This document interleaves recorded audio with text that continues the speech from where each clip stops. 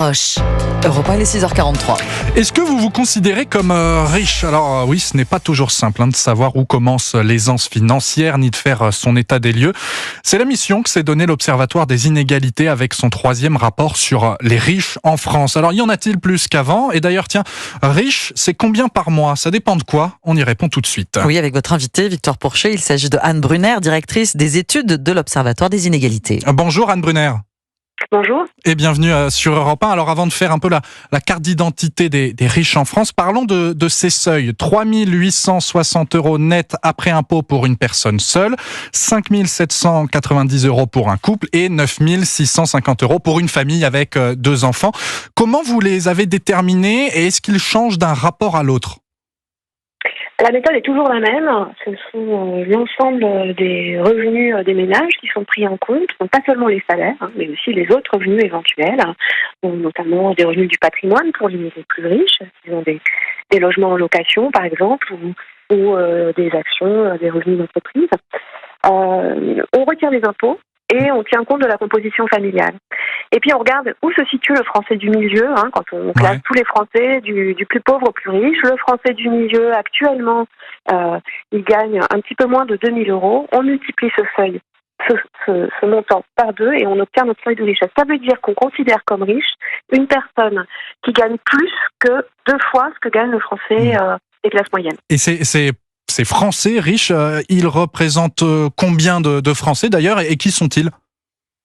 Alors ça fait 4,7 millions de Français qui sont situés au-dessus de ce seuil. C'est 7,4% de la population, donc 93% des Français gagnent moins. Et ce sont surtout des hommes, parce qu'ils sont beaucoup plus nombreux que les femmes dans les salaires les plus hauts. Ce sont la plupart du temps des cadres du privé ou de la fonction publique, des professions libérales, des chefs d'entreprise. Les riches sont très rares parmi les ouvriers. Plutôt localisés dans les grandes villes ?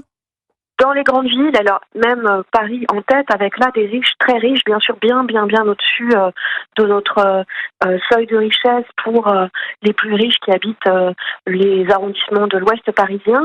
Juste à côté Neuilly-sur-Seine, et un certain nombre de communes des Hauts-de-Seine abritent aussi des personnes extrêmement riches. Et puis on va trouver aussi de plus petites communes du côté de la frontière suisse, la banlieue de Genève pourrait-on dire.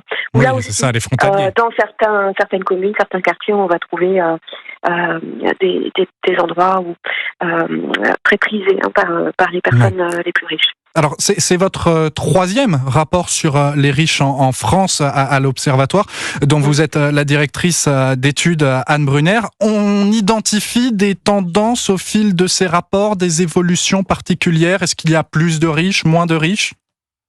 Alors du côté des revenus, on est plutôt sur une stabilisation depuis une dizaine d'années. En fait, le point le plus haut a été marqué en 2011 et puis depuis ça a légèrement baissé et ça s'est stabilisé, donc pas d'évolution majeure.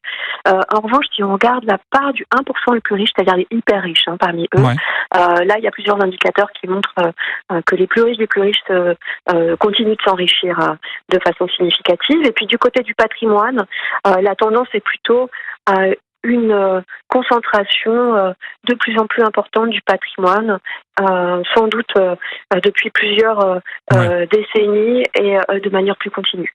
Alors Anne Brunner, je rappelle que vous êtes la directrice d'études de l'Observatoire des inégalités. Le précédent rapport, il me semble qu'il prenait en compte des données d'avant Covid.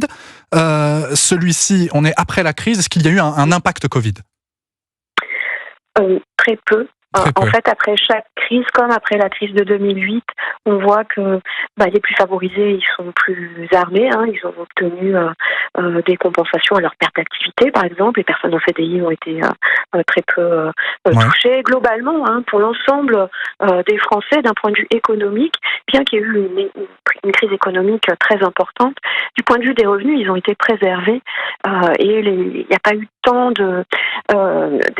d'explosion des inégalités que ça. Alors, il faudrait regarder un petit peu plus près en prenant encore un peu de recul. Pour l'instant, on est seulement sur des données de 2021. Tout de même, quand on publiera notre rapport sur la pauvreté en France à la fin de l'année, on y regardera un petit peu plus près du côté des plus défavorisés, parce que là, il y a quelques indicateurs sur la toute dernière année qu'il faudra regarder plus. Qu'il faudra regarder. Dernière question en 2 mots. Vous avez mesuré aussi ce que pensent les Français des plus riches. On a cette image parfois en France de pays qui n'aiment pas ces riches. Qu'en est-il ? Bon, quand on interroge la population française, elle est beaucoup plus mesurée, non ? Elle est même globalement assez indifférente.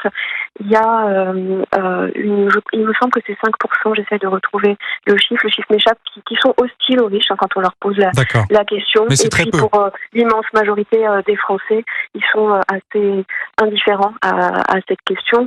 Il n'y a pas d'hostilité personnelle. En revanche, il y a bien une question qui se pose en termes de débat autour de la solidarité. Tous les chiffres que je vais vous donner sont après impôt.